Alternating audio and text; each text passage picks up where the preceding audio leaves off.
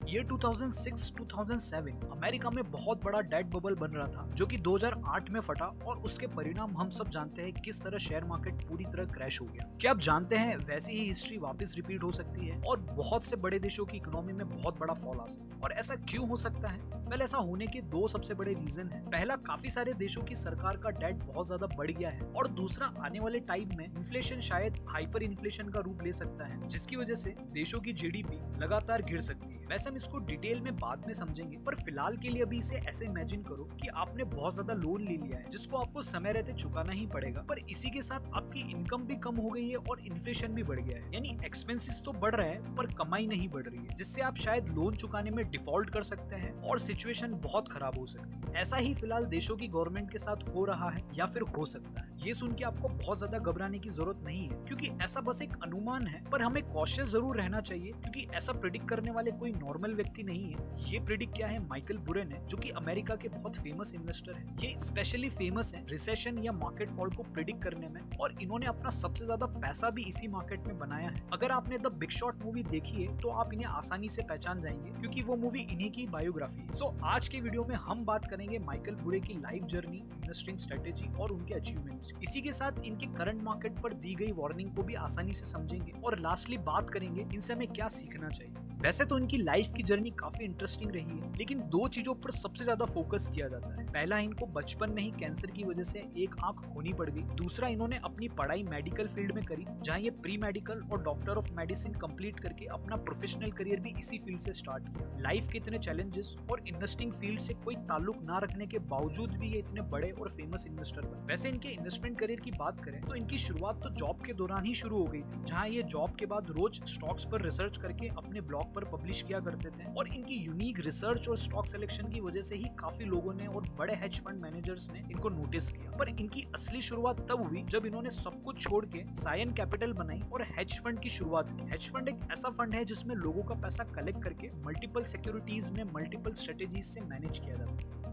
वैसे हम जानते हैं कोई भी इन्वेस्टर बड़ा बनता है उसकी इन्वेस्टिंग स्ट्रेटेजीज के बेसिस पर, और यही कारण रहा है जहां माइकल बुरे को भी इतनी सफलता मिली। वैसे तो माइकल बुरे शुरुआती दिनों में वैल्यू इन्वेस्टिंग को फॉलो किया करते थे, जहां ये बेंजामिन ग्राहम को फॉलो करते थे जो कि फादर ऑफ वैल्यू इन्वेस्टिंग से जाने जाते। वैल्यू इन्वेस्टिंग के बारे में मैं यहाँ पे बता दूं, ये एक ऐसी इन्वेस्टिंग स्टाइल है जहां उन कंपनीज को आइडेंटिफाई करते हैं जिनके प्राइसेस मार्केट के कंपैरिजन डिस्काउंट पर ट्रेड हो रहे हैं, जिसके पीछे कई कारण हो सकते हैं, जैसे इंडस्ट्री में डाउन टर्न, मैक्रो फैक्टर्स की वजह से, कंपनी स्पेसिफिक फैक्टर्स और भी कई सारे फैक्टर। पर फिर भी ऐसी कंपनीज में फ्यूचर ग्रोथ की अपॉर्चुनिटी होती है और इसे अगर सही से परखा जाए तो कुछ कंपनीज में तो बहुत ही अच्छे रिटर्न्स बना सकते। पर माइकल बुरे ने अपनी इन्वेस्टिंग स्टाइल तो सेम रखी, लाइक मार्केट में ऐसे फैक्टर्स को आइडेंटिफाई करना जिससे मार्केट में फॉल आ सकता है या मार्केट की प्राइसेस गिर सकते हैं। यानी अब ग्रोथ पर पैसा लगाने की बजाय ये मार्केट गिरने पर पैसा लगाते हैं। इसको टेक्निकली शॉर्ट टेक्निक बोलते हैं, जिसके लिए इन्वेस्टर सबसे पहले शेयर्स को सेल करते हैं और प्राइस गिरने के बाद वापस बाय कर पैसा कमाते हैं। इसके लिए स्पेसिफिकली डेरिवेटिव मार्केट्स होते हैं जहां हम शेयर्स को कैश में ना खरीद के एक छोटा सा प्रीमियम देके शेयर्स के ऊपर और नीचे गिरने पर बैट करते हैं। टेक्निकली ऐसे इंस्ट्रूमेंट्स को हम फ्यूचर्स एंड ऑप्शन कहते हैं, जिससे आप किसी भी सिक्योरिटीज पर स्पेकुलेट कर सकते हैं। जो डेरिवेटिव मार्केट्स नहीं समझते हैं उनके लिए थोड़ा सा कंफ्यूजिंग हो सकता है, तो चलिए हम इसको एक एग्जांपल से समझते हैं। मान लीजिए किसी शेयर के प्राइस 100 रुपीज पर ट्रेड हो रहा है और आपको लगता है कि फ्यूचर में ये गिरने वाले हैं, तो आप डेरिवेटिव मार्केट्स में जाकर एक कॉन्ट्रैक्ट कर सकते हैं कि अगर इस शेयर के प्राइस 100 रुपीज से नीचे गिरे तो जितना भी डिफरेंस अमाउंट होगा वो आपका प्रॉफिट होगा, और इसके लिए बस आपको स्मॉल प्रीमियम अमाउंट ही पे करना पड़ेगा। मान लो आपने 10 रुपीज का प्रीमियम पे किया और सही में कुछ दिनों के बाद शेयर के प्राइस 75 हो गए, यानी आपको शेयर गिरने पर 25 का प्रॉफिट हुआ और इसके लिए आपका इन्वेस्टमेंट बस 10 रुपीज का हो, तो नेट प्रॉफिट आपको 15 रुपीज मिले, यानी ऑलमोस्ट कुछ ही दिनों में पैसा डबल से भी ज्यादा हो गया। पर ये इतना आसान नहीं होता है और इसमें पैसा डूबने की रिस्क भी हाई होती है। पर माइकल बुरे ने इसी शॉर्ट टेक्निक को मार्केट फॉल में यूज करके बहुत सारा पैसा बनाया है। तो चलिए फिर अब इनके अचीवमेंट्स को देखते हैं। ईयर 2000 में जब मार्केट टेक बबल से 11% तक गिर गया, पर बरी के हेज फंड ने 55% रिटर्न दिया, क्योंकि उनकी एनालिसिस से उनको लगता था कि आईटी स्टॉक्स के शेयर्स बहुत ज्यादा ओवर वैल्यू हो गए हैं और ये बबल कभी भी फट सकता है। ये देख के बरी ने इस सिचुएशन का फायदा उठाया और टेक कंपनीज के स्टॉक्स को शॉर्ट करके इतने अच्छे रिटर्न्स बना डाले। उनकी अच्छी स्ट्रेटेजीज की वजह से ही ईयर 2002 में मार्केट 22% डाउन था पर सियोन कैपिटल के रिटर्न 55% थे। 2003 में भी मार्केट के 28% तक रिटर्न्स थे पर सियोन कैपिटल के रिटर्न 50%। इसके बाद सबसे बड़ा फॉल इन्होंने 2008 का मार्केट प्रेडिक्ट करके किया था, जिसके लिए जब इन्होंने देखा कि रियल एस्टेट में प्राइसेस बहुत तेजी से बढ़ रहे हैं क्योंकि लो इंटरेस्ट रेट के कारण बहुत सारे लोग बहुत सारा लोन लेकर हाउसिंग मार्केट में इन्वेस्ट कर रहे थे। पर जब बरी ने फाइंड किया कि ऐसा इसलिए हो रहा है क्योंकि बैंक्स बहुत पुअर मॉर्गेज क्रेडिट लोगों को प्रोवाइड कर रहे हैं। पुअर क्रेडिट का मतलब है लो क्रेडिट स्कोर या प्रोफाइल वाले लोगों को भी आसानी से पैसे मिल रहे हैं। और ऐसा इसलिए हो रहा था क्योंकि कुछ बड़े इंस्टीट्यूशंस बैंक को इंसेंटिव्स देकर प्रमोट कर रहे थे ज्यादा से ज्यादा लोन देने के लिए, ताकि वो ऐसे लोन्स को बैंक से खरीद के सिक्योरिटीज में कन्वर्ट करके मार्केट में ट्रेड के लिए लॉन्च कर सके, जहां मार्केट में इन्वेस्टर्स इनकी सिक्योरिटीज को प्रीमियम पर खरीद सके। ऐसे इंस्ट्रूमेंट्स को टेक्निकली सीडीओ कहा जाता है, यानी कोलेटरल डेट ऑब्लिगेशंस। वेल, ये सब देख वो सोचने लगे कि ये बबल बहुत जल्दी बर्स्ट होने वाला है क्योंकि लोग बहुत जल्दी लोन पेमेंट में डिफॉल्ट करने वाले हैं, जिसकी वजह से सीडीओ के प्राइसेस बहुत जल्दी क्रैश हो सकते हैं। इस अपॉर्चुनिटी का फायदा उठाने के लिए उन्होंने देखा कि कुछ इंश्योरेंस कंपनी ऐसे सीडीओ का इंश्योरेंस करती है, जिसके लिए वो सालाना प्रीमियम चार्ज करते हैं और इसको हम टेक्निकली बोलते हैं सीडीएस यानी क्रेडिट डिफॉल्ट स्वैप, जहां डिफॉल्ट होने पर ये इंश्योरेंस कंपनी पूरा सीडीओ का अमाउंट पे करते हैं और अगर इन केस डिफॉल्ट नहीं होता है तो इंश्योरेंस कंपनी प्रीमियम से अपना पैसा कमा लेती है। ये सब जानने के बाद उन्होंने अपने हेज फंड के पैसों से ज्यादा सीडीएस खरीदना स्टार्ट किया, जिससे एक बार के लिए तो उनके इन्वेस्टर्स भी उनसे नाराज हो गए। पर फाइनली जब हाउसिंग मार्केट बबल फटा और मार्केट क्रैश हुआ तो इन्होंने पर्सनली आज की वैल्यू के अकॉर्डिंग 750 करोड़ रुपीस कमाए और अपने इन्वेस्टर्स के लिए लगभग 5000 करोड़ से भी ज्यादा का प्रॉफिट बना के दिया। लेकिन उसके बाद इन्होंने अपना वो फंड बंद कर दिया और बस फिर अपना पैसा ही मैनेज कर।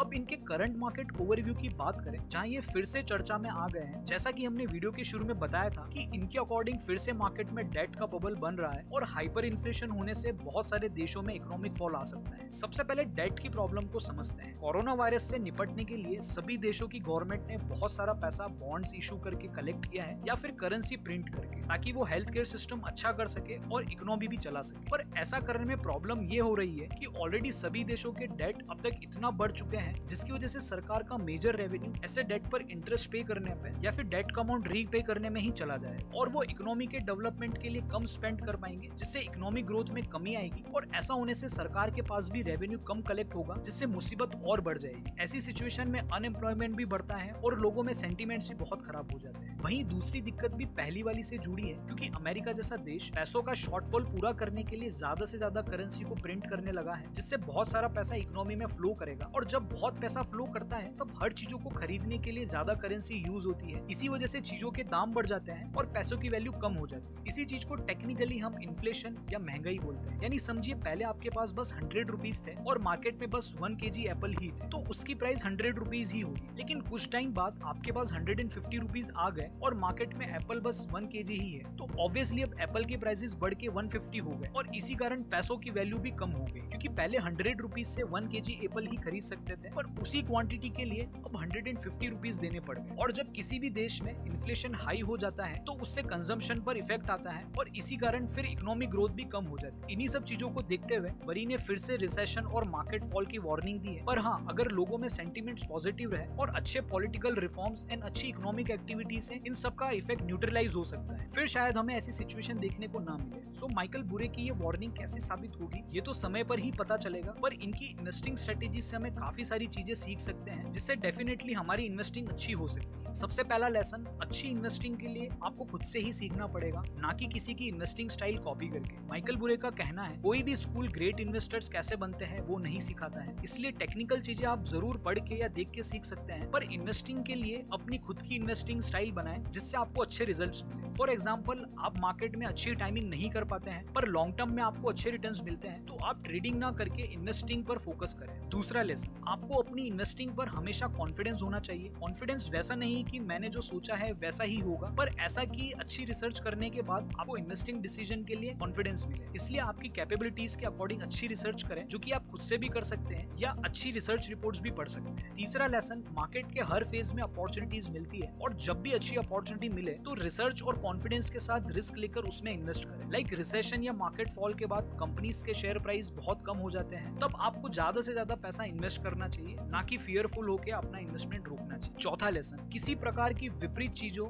या फिर अपनी लीग से बाहर इन्वेस्टमेंट करने के लिए डरे नहीं, यानी अपने कंफर्ट और रिस्क के जोन से बाहर भी अच्छी अपॉर्चुनिटी मिलने पर उसका फायदा उठाएं। पर ध्यान रखें, आपकी फाइनेंशियल स्ट्रेंथ आपको ऐसे रिस्की इन्वेस्टमेंट करने में सपोर्ट कर रही है। यही एक कारण है जिससे एक्स्ट्रा ऑर्डिनरी रिटर्न्स मिलते हैं। सो गाइज, ये थे की लेसन्स और माइकल बुरी की स्टोरी। इसे देखने के लिए धन्यवाद। मिलते हैं जल्दी अगले वीडियो में।